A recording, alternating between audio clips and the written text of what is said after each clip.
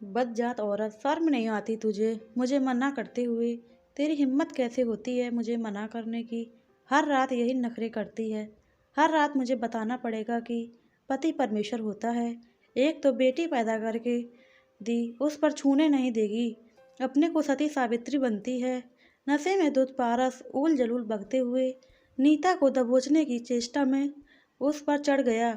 नीता की गर्दन पर सिकजा कसते हुए बोला, यार दोस्तों के साथ तो खूब ही करती है और पति के साथ आते ही रोनी सूरत बना लेती है। सुन, मुझे एक बेटा चाहिए। यदि सीधे से नहीं मानी तो जान ले लूँगा। नशे में चूर पारस को एहसास ही नहीं था कि उसने नीता की गर्दन को कस कर दबा रखा है। दर्द से झटपटाती नीता खुद को छुड़ाने की कोशिश करती रही। अंततः उसने खुद को छुड़ाने के लिए पारस की जांघों के बीच कसकर लात मारी। दर्द से तड़पते हुए पारस एक तरफ लुढ़क गया। मौका पाते ही नीता पलंग से उतरकर भागी और फिर जोर से चिल्लाते हुए बोली, नहीं पैदा करनी तुम्हारे जैसे जानवर से एक और संतान। मेरे लिए मेरी बेटी ही सब कुछ है। पारस जब तक अपने आप को संभालता, नीता ने कमरे से बाहर आकर दरवाजे की कुंडी लगा दी। हर रात यही दोहराया जाता, पर आज पहली बार नीता ने कोई प्रतिक्रिया दी। मगर अब उसे डर लग रहा था, न सिर्फ अपने लिए बल्कि अपनी 3 साल की नन्ही बिटिया के लिए भी। फिर क्या करे क्या नहीं, मनोस्थिति से उभरते हुए उसने तुरंत घर छोड़ने का फैसला ले लिया।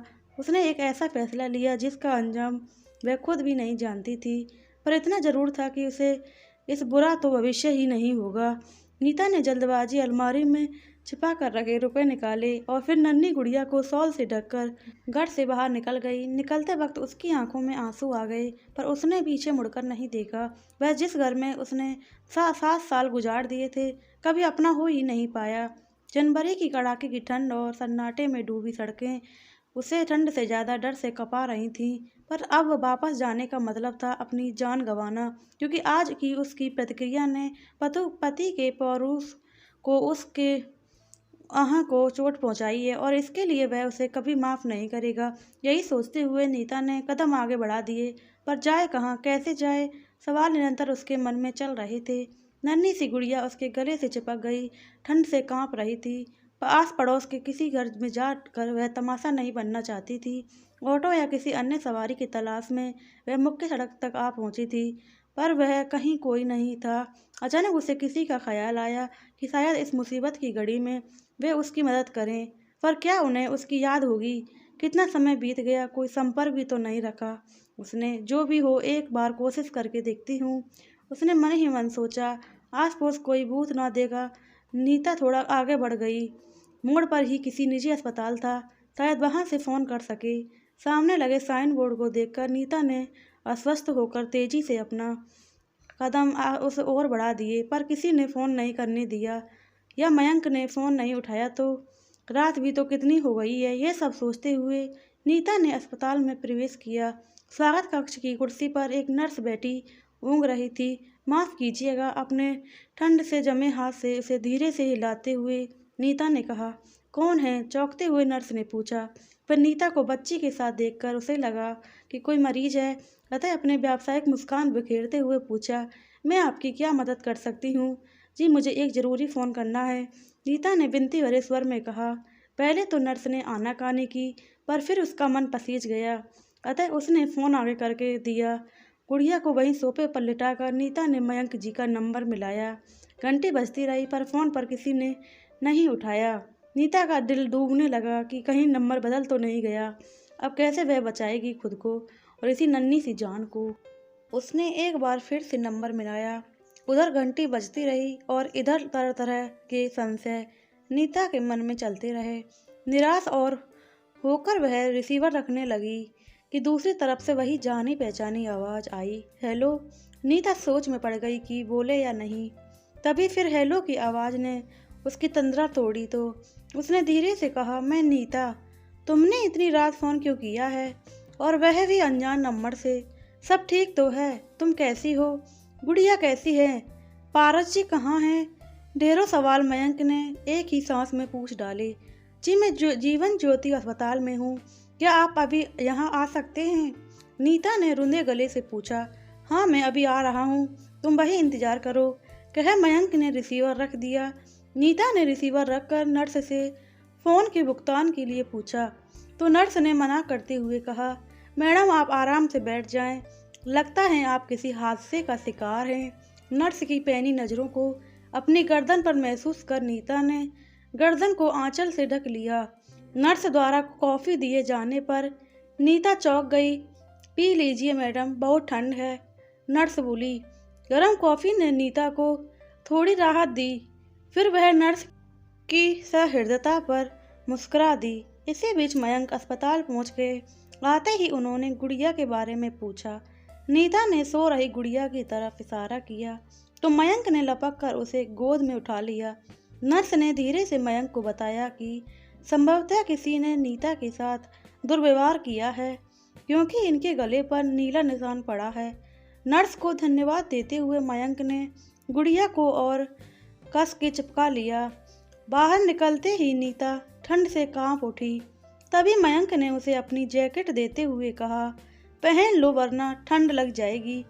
नीता ने चुपचाप जैकेट पहन ली और उनके पीछे चल पड़ी। कार की पिछली सीट पर गुड़िया को लेटाते हुए मयंक ने नीता को बैठने को कहा, फिर खुद ड्राइविंग सीट पर बैठ गए। मयंक के घर पहुंचने तक दोनों खामोश रहे। कार के रुकते ही नीता ने गुड़िया को निकालना चाहा, पर मयंक ने उसे घर की चाबी देते हुए कहा, दरवाज़ा खोलना, जाओ मैं गुड़िया को लेकर आता हूँ। और फिर खुद धीरे से गुड़िया को उठा लिया। घर के अंदर आते ही उन्होंने गुड़िया को बिस्तर पर लिटाकर रजाई से ढक दिया। नीता ने कुछ कहना चाहा तो उसे चुप रहने का इशारा करके एक कंबल उठाया और बाहर सोफे पर लेट गए। दुविधा में खड़ी नीता सोच रही थी कि इतनी ठंड में घर का मालिक बाहर सोफे पर और वह उनके बिस्तर पर इतनी रात गए वह उनसे कोई तर्क भी नहीं करना चाहती थी, इसलिए चुपचाप गुड़िया के पास लेट गई। लेटते ही उसे एहसास हुआ कि वह पूरी तरह थक चुकी है। आंखें बंद करते ही नींद ने दबोच लिया। सुबह रसोई में बर्तनों की आवाज़ से नीता की नींद खुल गई। बाहर निकल कर देखा मयंक चाय की नाश्ते की तैयारी कर रहे थे। नीता शॉल ओढ़कर रसोई में आई और धीरे से बोली, आप तैयार हो जाएं, ये सब मैं कर देती हूँ, मुझे आदत है, तुम थोड़ी देर और सो लो, मयंक ने जवाब दिया। नीता ने अपनी भर आई आंखों से मयंक की तरफ देखा तो उन आंखों के आगे वह पहले ही हार जाते थे और आज भी हार गए। फिर चुपचाप बाहर निकल गए। मयंक के तैयार होने तक नीता ने चाय नाश्ता तैयार कर मेज पर रख दिया। नाश्ता करते हुए मयंक ने धीरे से कहा, बरसों बाद तुम्हारे हाथ का नाश्ता बना कर रहा हूँ। और फिर चाय के साथ आंसू भी पी गए। जाते जाते नीता की तरफ देख के बोले, मैं लंच ऑफिस में करता हूँ, तुम अपना और गुड़िया का ख्याल रखना और थोड़ी देर सो लेना। और फिर ऑफिस चले गए। दूर तक नीता की नज़रें उन्हें जाते हुए देखती रही, ठीक वैसे ही जैसे 3 साल पहले देखा करती थी जब वे पड़ोसी थे। तब कई बार मयंक ने नीता को पारस की क्रूरता से बचाया था। इसी दौरान दोनों के दिल में एक दूसरे के प्रति कोमल भावनाएं पनपी थी, पर नीता को उसकी मर्यादा ने और मयंक को उसके प्यार ने कभी इजहार नहीं करने दिया, क्योंकि मयंक नीता की बहुत इज्जत भी करते थे। वे नहीं चाहते थे कि उनके कारण नीता किसी मुसीबत में फंस जाए। यही बस सोचकर आंखों में आंसू भर आए। आंसू पोंछकर नीता ने दरवाज़ा बंद किया और फिर गुड़िया के पास कर लेट गई। पता नहीं कितनी देर सोती रही। गुड़िया के रोने से नींद खुली तो देखा 11 बज रहे थे। जल्दी से उठकर उसने गुड़िया को गर्म पानी से नहलाया और फिर दूध गर्म करके दिया। बाद में पूरे घर को व्यवस्थित कर खुद नहाने गई। पहनने के लिए कुछ नहीं मिला तो सकचाते हुए मयंक की अलमारी से उनका ट्रक सूट निकाल कर पहन लिया और फिर टीवी चालू कर दिया। मयंक तो ऑफिस चले गए थे, पर नन्ही गुड़िया और नीता का ख्याल उन्हें बराबर आ रहा था। तभी उन्हें ध्यान आया कि उन दोनों के पास तो कपड़े भी नहीं हैं। नई जगह गुड़िया भी तंग कर रही होगी। यही सब सोचकर उन्होंने आधे दिन की छुट्टी ली और फिर बाजार से दोनों के लिए गर्म कपड़े, खाने का सामान लेकर वे स्टोर से बाहर निकल ही रहे थे कि एक खूबसूरत गुड़िया ने उनका ध्यान अपनी तरफ आकर्षित किया, तो उन्होंने भी उसे पैक करवा लिया और फिर घर चला गया। दरवाज़ा खोलते ही नीता चौंक गई। मयंक ने मुस्कुराते हुए सारा सामान नीचे रख नन्ही सी गुड़िया को खिलौने वाली गुड़िया दी। गुड़िया खिलौना पाकर खुश हो गई और उसी में रम गई। मयंक ने नीता को सारा सामान दिखाया। बिना उसके पूछे ट्रक सूट पहनने के लिए नीता ने माफ़ी मांगी, तो मयंक ने हंसते हुए कहा, एक शर्त पर, जल्दी कुछ खिलाओ, बहुत तेज भूख लगी है। सिर हिलाते हुए नीता रसोई में घुस गई। जल्दी से पुलाव और रायता बनाने लगी। जितनी देर उसने खाना खाया उतनी देर तक मयंक गुड़िया के साथ खेलते रहे। एक प्लेट में पुलाव और रायता लाकर उसने मयंक को दिया। खाते खाते मयंक ने एकाएक सवाल किया, और कब तक इस तरह जीना चाहती हो? इस सवाल से सकपका गई नीता खामोश बैठी रही। अपने हाथ से नीता के मुंह में पुलाव डालते हुए मयंक ने कहा, तुम अकेली नहीं हो, मैं और गुड़िया तुम्हारे साथ हैं। मैं जानता हूँ सभी सीमाएं टूट गई होंगी, तभी तुम इतनी रात को इस तरह निकली। पत्नी का होना अर्थ गुलाम होना नहीं है। प्लीज़ दोस्तों, वीडियो अच्छी लग रही हो तो वीडियो को लाइक ज़रूर कर दें, कमेंट में अपनी राय ज़रूर बताएं।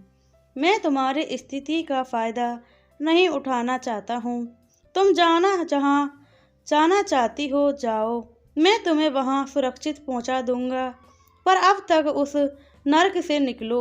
मयंक जानते थे नीता का अपना कहने का कोई नहीं है इस दुनिया में, वरना वह कब की इस नर्क से निकल गई होती। नीता को मयंक की बेइंतहा चाहत का अंदाज़ा था और वह जानती थी कि मयंक कभी मर्यादा का उल्लंघन नहीं करेंगे। इसलिए तो वह इतनी रात गए उनके साथ बेझिझक आ गई थी। पारस मुझे अब इतनी आसानी से नहीं छोड़ेंगे, खिसकते हुए नीता ने कहा, और फिर पिछली रात घटी घटना की पूरी जानकारी मयंक को दे दी। गर्दन पे पड़े निशान को धीरे से सहलाते हुए मयंक की आंखों में आंसू आ गए। तुमने इतनी हिम्मत दिखाई है नीता, तुम एक बार फैसला कर लो, मैं हूँ तुम्हारे साथ, तुम सब संभाल लूँगा, मैं तुम सबको संभाल लूँगा। कहते हुए नीता को अपनी बाहों में लेकर उस नीले निशान को चूम लिया। हाँ, मैं सिर हिलाते हुए नीता ने अपनी मौन स्वीकृति दे दी और फिर मयंक के सीने पर सिर टिका दिया। अगले ही दिन अपने वकील दोस्त की मदद से मयंक ने पारस के खिलाफ केस दायर कर दिया। सजा के डर से पारस ने चुपचाप तलाक की रजामंदी दे दी। मयंक के सीने पर सिर रखकर रोती नीता का गोरा चेहरा सिंदूरी हो रहा था। आज ही दोनों ने अपने दोस्त की मदद से रजिस्ट्रार के दफ्तर में शादी कर ली थी। निश्चिंत सी सोती नीता का चमकता हुआ दमकता हुआ चेहरा चूमते हुए मयंक ने धीरे से करवट ली कि नीता की नींद खुल गई। पूछा, क्या हुआ, कुछ चाहिए क्या? हाँ, 1 मिनट, अभी आता हूँ मैं। बोलते हुए मयंक बाहर निकल गए और फिर कुछ ही देर में वापस आ गए। उनकी गोद में गुड़िया थी, उनीदी सी। गुड़िया को दोनों के बीच सुलाते हुए उन्होंने कहा, हमारी बेटी हमारे पास सोएगी, कहीं और नहीं। मयंक की बात सुनकर नन्ही गुड़िया में नींद में मुस्कुराने लग गई और मयंक के गले में हाथ डालकर फिर से सो गई। बाप बेटी को ऐसे सोते देख नीता की आंखों में खुशी के आंसू आ गए। मुस्कुराते हुए उसने अपनी आंखें बंद कर लीं नई सुबह के स्वागत के लिए प्लीज़ दोस्तों वीडियो अच्छी लगी हो तो कमेंट में अपनी राय ज़रूर दें, लाइक करें, चैनल सब्सक्राइब करें और शेयर करना बिल्कुल ना भूलें। जय श्री राम, राधे राधे, जय श्री कृष्ण।